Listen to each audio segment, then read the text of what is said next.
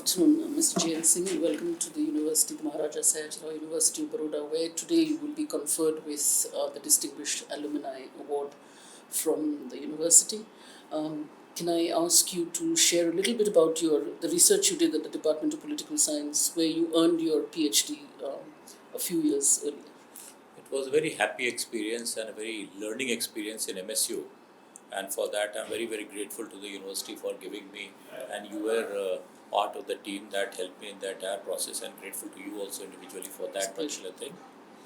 My PhD was basically an interaction of the interest groups, particularly the farmer interest group in Gujarat, as to how it is influencing the government, the various organs of the government, what exactly it is impinging on, how it is able to extract, in a way, that was the initial thing that I looked into, and how it is able to get certain concessions from the government. So farmers interest group looking to the government for power subsidy, and that time it was quite huge, almost 6 to 7,000 crores per year. Even now, in absolute terms, it's not a small sum.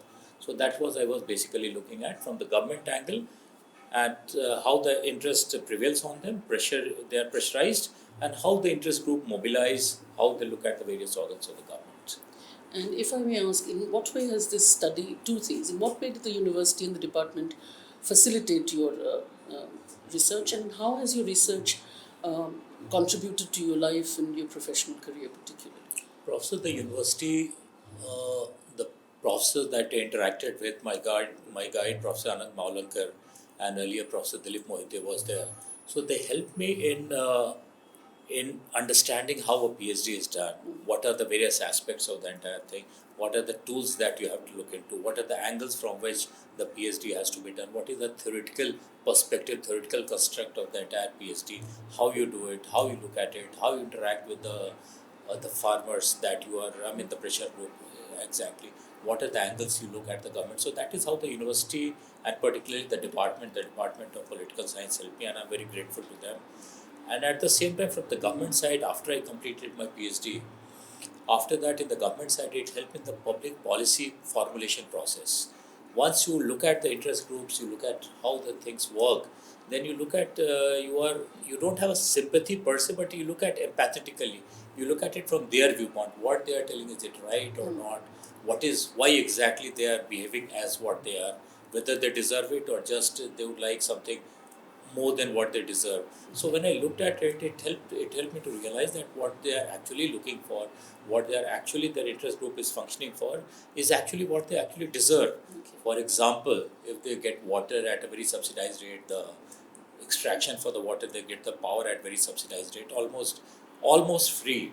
That does not mean that they are benefiting tremendously, getting tolls, getting subsidy or something like that. It's because their final product is ultimately controlled. The price of that is controlled by the government. So the input also has to be, to that extent, given at a lower price than what the output has to be, and then only they would be able to survive. And even despite all this thing, they are not making tremendous profits or tremendous that. So that way, the interest group, it helps you to understand, and then it helps me in thinking, by clarifying that thought that yes, they have to be done, and not only in this particular policy, but in other things also, in other aspects also. It helps to look at it, why a particular person, why a particular group is behaving as what it is, as behaving in a particular manner, why they are behaving, why they are dictating terms, or why they are even protesting, why they are protesting as what they are protesting. So it helps in the overall public policy formulation process. So I'm happy that the research you did and the PhD you earned here has helped you.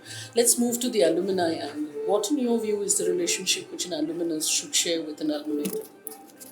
The alumnus should, he also has a duty, he or she also has a duty towards the university from which they have got the degree, from which they have learned, and something substantive in the life they have got. So I personally believe, and I would like to assure you, and I would like to promise to you that I would like to continue my interaction with the students. What I have gained from the students, what I have gained from the faculty, I would like to contribute to some aspect in that. So that's what the alumnus, it's a sacred duty, I should say. For him also, alumnus, to contribute to the university. If he cannot do it financially, he must do it by his whatever knowledge that he has gained, whatever experience in life he You has can do it got, in kind. he can do it in kind. He also must do it constantly. All right. So thank you. So Thank I you. hope that the relation between you and the university continues to thrive. May I request you to give a message to the students, the administration, and the teachers of the university? MSU has got a very strong reputation in the country, not only in Gujarat but overall in the country. It has also a very strong legacy, and I only wish and I pray and hope that the legacy will not only be carried forward, it will be even more strengthened.